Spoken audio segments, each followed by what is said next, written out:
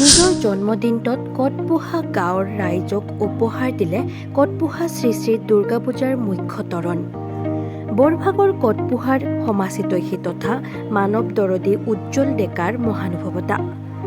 নলবাৰী জিলাৰ বৰভাগ ৰাজহ চক্ৰৰ অন্তৰ্গত কটপুহা গাঁৱৰ নিবাসী নগেন্দ্ৰনাথ ডেকা আৰু ৰূপালী ডেকাৰ সুযোগ্য সন্তান তথা জলসিঞ্চন বিভাগৰ অভিযন্তা উজ্জ্বল কুমাৰ ডেকাই নিজৰ ধনেৰে নতুনকৈ নিৰ্মাণ কৰা কটপুহা শ্ৰী শ্ৰী দুৰ্গা পূজাৰ মুখ্য তৰণখন আজি নিজৰ জন্মদিনৰ দিনটোত কটপুহা গাঁৱৰ ৰাইজক উপহাৰ দিয়ে।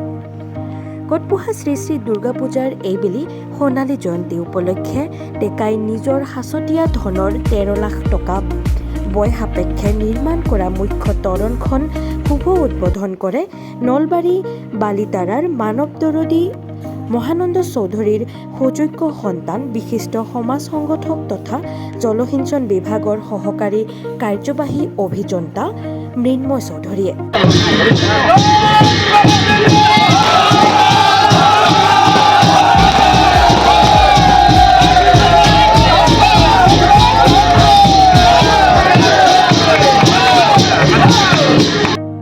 আনহাতে কটপুহাবাসী ৰাইজৰ হৈ বন্তি প্ৰজ্বলন কৰে কটপুহা শ্ৰী শ্ৰী দুৰ্গা পূজাৰ প্ৰতিষ্ঠাপক সম্পাদক নগেন্দ্ৰ ডেকা আৰু মুকুল ডেকাই। উল্লেখযোগ্য যে মানৱ দৰদী উজ্জ্বল ডেকাই 2010 চনত চৰকাৰী চাকৰি লাভ কৰি প্ৰথম বছৰৰ সম্পূৰ্ণ দৰমহাৰ টকাৰে 2011 চনত পিতৃ নগেন্দ্ৰনাথ ডেকা আৰু মাতৃ ৰূপালী ডেকাৰ নামত কটপুহা শ্ৰী শ্ৰী দুৰ্গা পূজাৰ স্থায়ী মণ্ডপ নিৰ্মাণ কৰি দিয়াৰ লগতে আজি নিজৰ জন্মদিনৰ দিনটোত নৱনিৰ্মিত মুখ্য তৰণখন গাঁওবাসী ৰাইজক উপহাৰ দিয়ে। মোৰ এইখন গাঁৱত মোৰ জন্ম। মই 99 চনত যেতিয়া মেট্ৰিক পাছ কৰিছিলোঁ তেতিয়া আমি ইয়াৰ পৰা গাঁৱৰ দেউতাৰ চাকৰি সূত্ৰে হওক আমাৰ পঢ়া সূত্ৰে হওক আমি নলবাৰী গৈছিলোঁ। মোৰ প্ৰথম আটাইতকৈ বেয়া লাগিছিল যেতিয়া মোক সুধিছিল তোমাৰ গাঁও ক'ত, কটপুহা, কোনো চিনি নাপায়। মোৰ খং উঠিছিল, মোৰ গাঁও ক'ত কোনো চিনি নাপায়। আৰু মই সিদিনা প্ৰণ লৈছিলোঁ যে মোৰ এই গাঁওখনক মই চিনাকি কৰাম।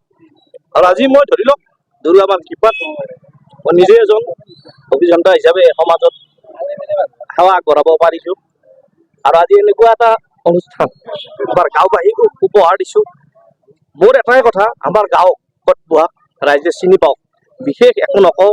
মোৰ ভাতৃ এজন আছে কিশোৰ কলিতা, সিও নিজৰ প্ৰচেষ্টাত তাৰ দেউতাক প্ৰয়াত গণেশ কলিতা আমাৰ দুৰ্গা পূজাৰ উদ্যোক্তা আছিল, মহান কৰ্মী আছিল।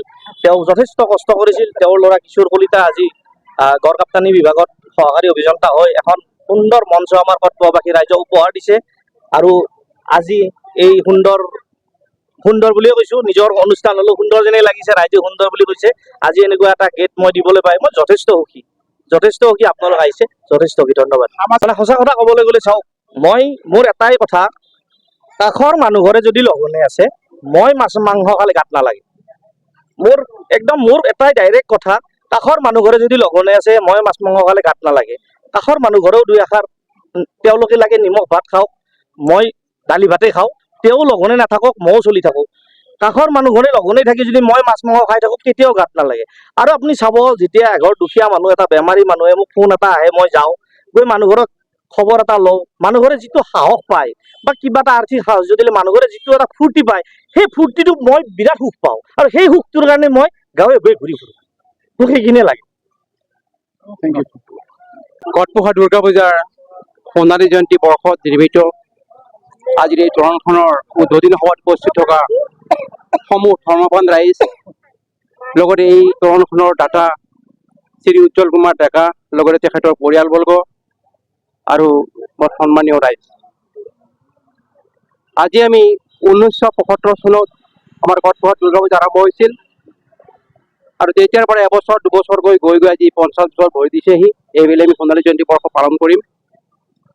আজি আমি সোণালী জয়ন্তী বৰ্ষত আমি কটপুহাবাসী ৰাইজে লগতে এই অঞ্চলৰ ৰাইজে এনেকুৱা এখন সুদৃশ্য তৰণ আমি লাভ কৰিছোঁ। হয়তো এই তৰণখন বহুত আগতে হ'ব লাগিছিল, কিন্তু বিভিন্ন কাৰণত হয়তো কোনো ব্যক্তি আগবাঢ়ি অহা নাছিল। কিন্তু এইবেলি আমাৰ কটপুহাগৰ সুসন্তান, লগতে জনদৰদী ব্যক্তি, বিশিষ্ট সমাজকৰ্মী আমাৰ উজ্জ্বল কুমাৰ ডেকাদেৱে আগবাঢ়ি আমাৰ কটপুহা ৰাইজক এনেকুৱা ধুনীয়া তৰণ তেখেতে উপহাৰ দিছে। তেখেতৰ জন্মদিন, তেখেতৰ জন্মদিনৰ লগত সংগতি ৰাখি তেখেতে আজি আমাৰ সোণালী জয়ন্তী বৰ্ষৰ এই উত্তৰণখন আজি উদ্বোধনী কৰিছে। আমি সঁচাকৈ নথৈ আনন্দিত হৈছোঁ। আমাৰ কাৰণে এইটো অতি আনন্দৰ আৰু গৌৰৱৰ দিন। আমাৰ উজ্জ্বল কুমাৰ ডেকাদেৱ অকল এই তৰণখন দান দিছে তেনেকুৱা নহয়, তেখেত ইতিমধ্যে বৰভাগৰ বিভিন্ন অঞ্চলত বিভিন্ন ৰাইজক বিপদৰ সময়ত সহায় কৰি ইতিমধ্যে তেখেতে জনপ্ৰিয়তা অৰ্জন কৰিছে।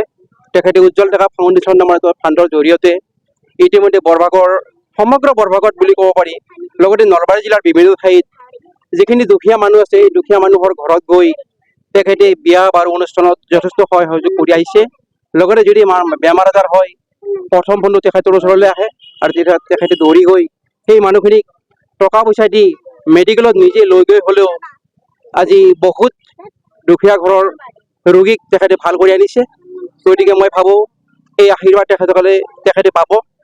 যিয়েই নহওক, আমাৰ কটপুৱা গাঁৱৰ এই যি মহান অনুষ্ঠানটিত তেখেতে আমাক তৰণখন আমাক উপহাৰ হিচাপে দিছে। সেইকাৰণে আমি কটপুৱা দুৰ্গা পূজাৰ সোণালী জয়ন্তী বৰ্ষৰ সভাপতি হিচাপে মই সোণালী জয়ন্তী সমিতি উদযাপন সমিতিৰ তৰফৰ পৰা তেখেতক আন্তৰিক ধন্যবাদ আৰু কৃতজ্ঞতা জ্ঞাপন কৰিছোঁ।